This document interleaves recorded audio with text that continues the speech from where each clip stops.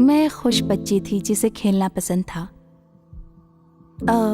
फिर जब से मैं स्कूल जाने लगी, जैसे पहली दूसरी कक्षा में, तब मैं एक सामान्य छात्र से थोड़े कम स्तर की थी, क्योंकि मैं बार बार सुनती थी, तुमको पढ़ाई में मेहनत करनी पड़ेगी, अपने दोस्तों को देखो सब कितने सफल हैं, तुम क्यों नहीं पढ़ सकती। मेरा मतलब है इससे क्या फर्क पड़ता है, आप तो बच्चे हो। मैं ये विश्वास करने लग गई कि पढ़ाई लिखाई सब कुछ है, बिना पढ़े लिखे मैं कुछ नहीं कर सकती, मैं किसी योग्य नहीं हूँ।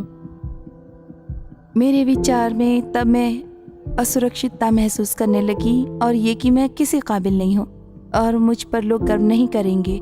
मैं अपने आप से नफरत करने लगी। मैं परमेश्वर से कहती, ठीक है परमेश्वर, तू जो परमेश्वर है, तूने पूरे इतिहास में अरबों खरबों मनुष्यों को जन्म दिया है और मेरे विचार में तूने एक छोटी सी गलती की है और वो मैं हूँ। मैं सोचती कि परमेश्वर, यदि तू मेरा नाम और निशान मेरे जानने वाले सारे लोगों के दिमाग से मिटा देता है, जैसे कि मैं कभी थी ही नहीं, तब मेरे अपनों के जीवन और भी बेहतर बन जाएंगे। लगभग 11 वर्ष की होने पर मैं एक चर्च कैंप में गई। मुझे याद है कि वक्ता सुसमाचार द्वारा बता रहा था कि किस प्रकार यीशु इस संसार में आया और उसे क्रूज पर चढ़ाया गया, उसने बड़ी पीड़ा सही और मुझे विश्वास नहीं हुआ कि परमेश्वर मेरी खातिर मरा और मेरे लिए इतनी पीड़ा भोगी। प्रार्थना के समय मुझे याद है मैं रो पड़ी, पर मैं दुखी नहीं थी। बस मैं इस बात से इतनी अभिभूत हुई कि परमेश्वर मुझसे इतना प्रेम करता है, पर मैं ये समझ नहीं पाई। उस दिन मैं अपने हृदय में कितनी खुशी और शांति लेकर वहां से निकली। मेरी बोर्ड की परीक्षा के बाद मुझे एक ब्रोशर मिला जो एक स्टूडियो के बारे में था, जो मेरे घर के पास खुला था। ये एक बैले स्टूडियो था, पर मैं बैले के बारे में कुछ भी नहीं जानती थी।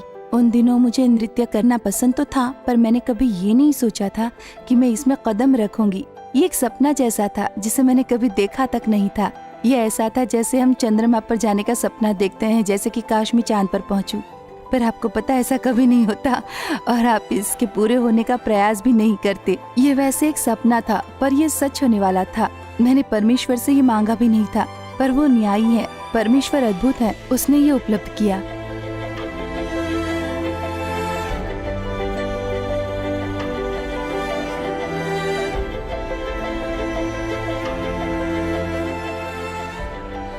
मुझे तुरंत बैले से प्रेम हो गया, विशेष रूप से तब जब मैं इतनी उदास थी।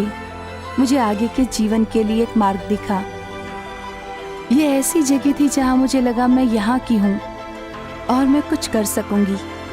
इस काम में मैं निपुण थी और मैं इसमें बुरी तरह असफल नहीं हुई हूँ। ये वो गुण है जिसे संसार के दूसरे लोग भले ही न सराहे, पर मेरे लिए ये सबसे उत्तम है। उसने मुझे बैले का ये बड़ा वरदान दिया है। मैं ये देखकर खुश हूँ कि ये मुझे धीरे धीरे फिर से आशा दे रहा है। मुझे दिखाने का उसका ये तरीका था कि वो अब भी मुझसे प्रेम करता है और वो मेरे लिए खड़ा है और मैं कोई गलती नहीं हूँ। मैंने जाना कि परमेश्वर मुझे केवल खुशी ही नहीं देता है, उसने जो मुझे दिया है वो है आनंद, और आनंद का हम विवरण नहीं दे सकते। ये वो है जो परमेश्वर ही दे सकता है और ये चीज हर एक को चाहिए।